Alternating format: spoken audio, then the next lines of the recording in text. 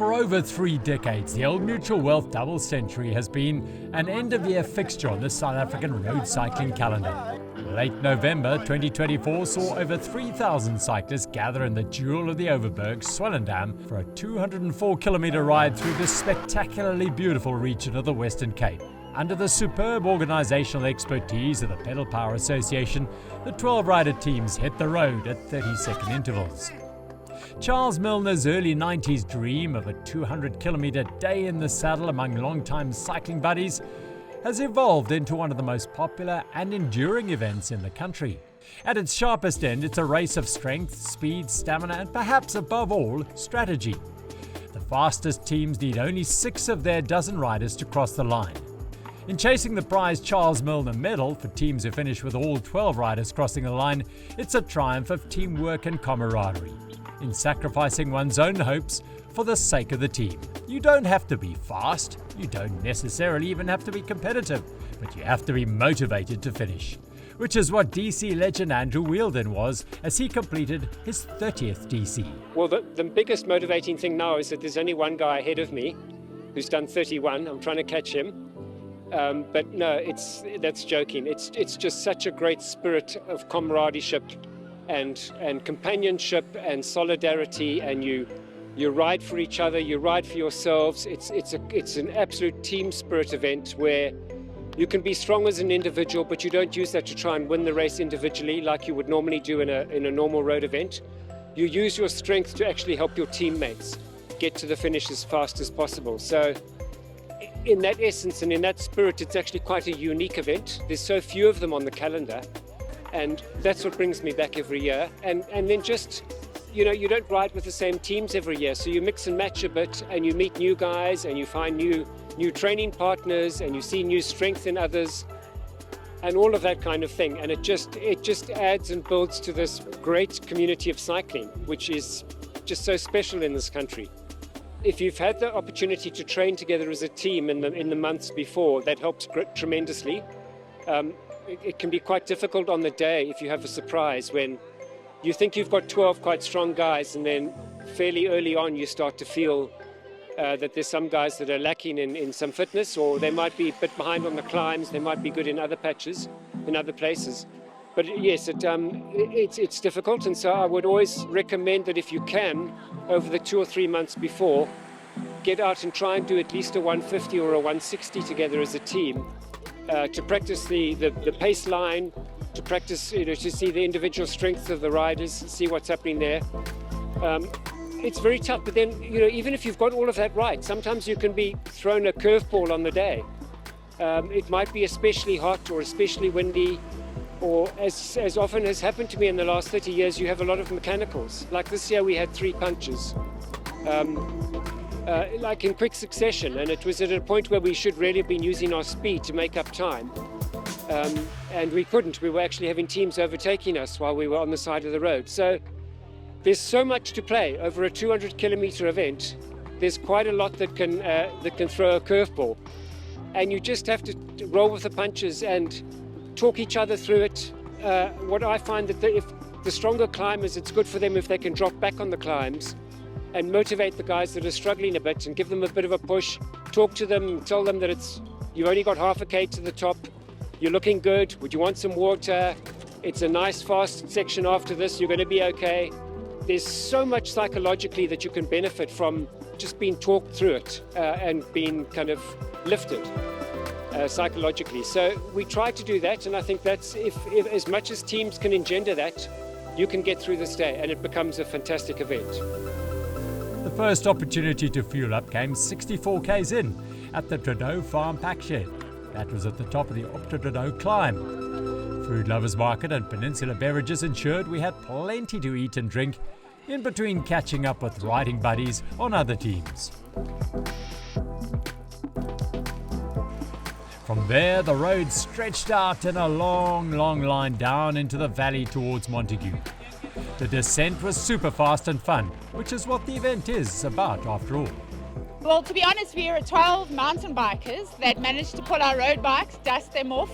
So I don't think we had the best equipment, and I think our road tactics leave a lot to be desired, but it's just great to get onto road bikes and the speed with which you ride and being able to sit in someone's slipstream it's actually just so much fun. So all around, it's just something different relative to the normal mountain bike races and gravel races we've all been riding this year.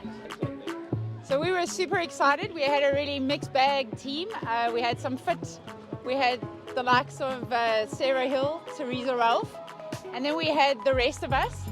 And the aim and strategy for today was just to go out there, ride hard until the first neutral zone, see how everyone was feeling, and then either push it or enjoy it. So we did both. We pushed hard, we enjoyed it. The double century is always a really special race, and I think what makes it so special is not only the beautiful scenery, but the fact that you get to ride with 12 really teammates that have the similar interests. It's just such a joy out there, and I think the camaraderie with all the teams is such a privilege to do 200 kilometers in such a beautiful part of South Africa. So yeah, all round, double century is always special. The staggered start saw the faster competitive teams begin, in some cases, nearly 3 hours after the early risers. Among the teams were many of South Africa's top roadies and mountain bikers. A good selection of local ex-pros still keen to race hard in a fun team environment. There were also a select band of international stars like UE Team Emirates rider Finn Fisher-Black, Little Trek's Jasper Stuyven, and German Madison Track world champion Roger Kluge, who was with the race-winning RH77 team. It was pretty late, the decision, I think 2 weeks ago only. We booked the flights more or less. So we decided to come even a few days earlier to adapt to the heat, to the weather, do a crit before as preparation. And it was a big day, a great team effort from all, great organized, and then we worked all together for the same goal. It was a nice experience, well organized event, and maybe not the last one. Yeah, it's quite scenic, going around the mountains. As always, probably depending on the wind, if you really can enjoy it or not. But today there was luckily not so much wind, so there was a few moments if you sit on a wheel, you could lift and ride and enjoy the nature as well. And the weather certainly did play its part in a truly spectacular way. The RH77 factory team were a mix of hardcore local riders like Dan Loubser, David George and Christoph van Heerden, and seasoned pros and ex-pros like Kluge, Johnny Hoegeland and René Hasselbacher, as well as a clutch of super strong and fast young Euro racers. Getting everyone working in harmony for the best part of 5 hours is a trick every team tries to perfect. That is really the difficult part, because we've got different riders, different styles. We've got climbers, we've got good guys on the straights, good descenders. So it's trying to bring that whole team together and let everyone benefit off each other's skills and knowledge. Yeah, so we had a few climbers. I was one of the climbers. And then we had some monsters on the flats. So yeah, and we had 2 captains. So everything worked out okay. We managed to stick together. Everyone played. The guys that were dropped, they played their part so well. They put in some good strong pulls. And it was a team effort. I can't say one guy did better than the other one. It was an absolute team effort. Everyone played their part well, and we're super happy about that. To me, it was a challenge. It was something that I had to do because my uncle's done it, my mom's done it, my dad's done it a few times. So for me, it was a must, and I'm definitely looking forward to doing it again. But it's a challenge. 200 kilometers, hectic climbs. It's tough, but beautiful. After the mandatory stop at Ashton at 115 k's, where, while the clock was stopped, team support crews provided food and drink, the route headed past iconic wine estates like Van Leuven towards Bonnievale. The jacaranda summer blossoms added a spectacular special purple hue to what was an already colourful scene on the roads. The Breda River was crossed via the Steel Girder Bridge. This was dig deep time for many. Around 60 k's to go, and the temperature was rising. But help was at hand, with a second team support zone at Bonnievale Winery. Everything is perfect. Wind picking up a little bit, but there's nothing to complain about. We prepared, you must be prepared for any type of weather, and we take it in our stride. Teams working nicely together. The fast teams are coming past so fast. It's incredible to watch. It's really, the speed is crazy, but it's really cool. We're having a great day. So far I think the team is doing quite well. We're keeping a good, nice average pace. We just want to get to the finish line with all the members that we have currently. This thing, I don't know, it's like a box of Smarties and then throw it up in the air. And some of them go so high you never see them again. Others come down and land and just shatter into a whole lot of colors. And the rest of them just melt like us into this congealed sort of chocolate colored, pink, blue, orange, whatever colors. And we slowly but surely flow down and up and down the hills and get home. It's fantastic. It's about having an amazing team that supports you at your water point. So very privileged, very spoiled. Spectacular day out. Starting to get hot now. I think these last 40Ks we're going to feel it, definitely. It was pretty amazing, to be honest. Today's ride, perfect weather, perfect riding conditions, with a group of 3 teams. What more can you ask for, and all this wonderful service that we get here. Another 30 odd kilometers to go back home, so it's all good. I'm enjoying it. We've got 30 Ks to go, 40 Ks to go, and we've had a very good day out. We've had some incredible pace setting from 2 of our front runners, Jan Brian, Ross Tucker. We've done a great job setting the right pace, so I don't ever feel like I'm in trouble. Everybody stayed together. There's a really nice chaos, and we know we're going to crack the last 30, 40 Ks, and we're going to cruise home and have a nice beer and a cold swim. So it's been a good day out, and it's probably going to be even better. It's been an awesome day. The weather's really played along. A little bit of a wind, nothing too hectic. It's going to pick up now from 162 Ks to the finish, but it's superb. I mean, we couldn't have wished for a better day.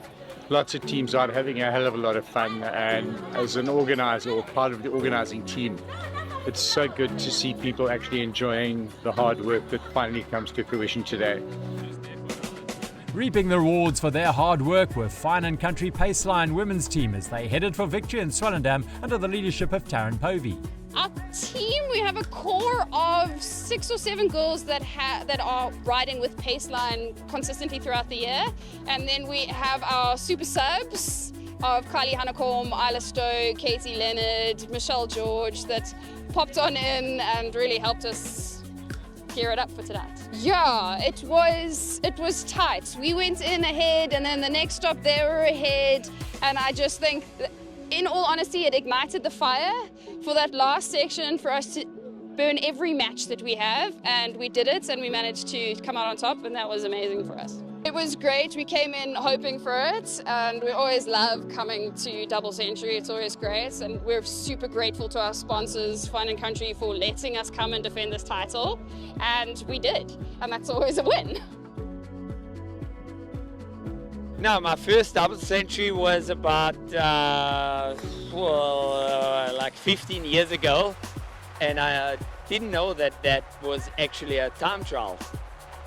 And on the way to Swellendam, someone told me it's a team time trial. And at the Tour de France, a team time trial is like 50 kilometers. And that guy 15 years ago told me it's 200 kilometers. So it's quite tough, But the course is great. The wind today was absolutely amazing. But I think today we won because we had strong guys with Roger, Felix, and also the other guys. Of course, yeah. The team. It was a team effort, yeah. But it's hard. It's very hard. Definitely. It's very hard. The Chemchap Honeycomb Racing Team won the mixed race in 4 hours 57. Yeah, we discussed a good game plan last night, and we knew we had to go hard till the first stop to make up the time, because if you have 10 minutes or 5 minutes there, you rather want to have minutes than chasing minutes. So I think we timed it to perfection, and we had a good game plan, and it worked today. From the last stop we just had to manage it, because we knew what speed they had to average to catch us. So we just tried to keep that average speed and just get as many people to the line as possible and help the girls over the climbs and get to the finish. Private Klein Holding Mixed were 4 minutes back in second place. The overall winners, RH77 Factory Team, clocked 4 hours 39 minutes for the 204 kilometres, winning by over 7 minutes from RDX Vermark and Star Elite Cycling in third. Just 40 seconds was all that separated the women's winners, Paceline, from second placed O'Wright. The day, though, was about so much more than times and winning. Pushing, encouraging, cajoling, persuading. All part of what is an incredible ride, the Old Mutual Wealth Double Century. At the end, the generous people from Food Lovers Market provided the teams with braai packs to enjoy after the ride. In the marquee at the race village, it was next level energy and off the chart happy vibes, as riders swapped stories from the road and shared their experiences of a wonderful day. Ah yes, there was also bubbly for the winning teams.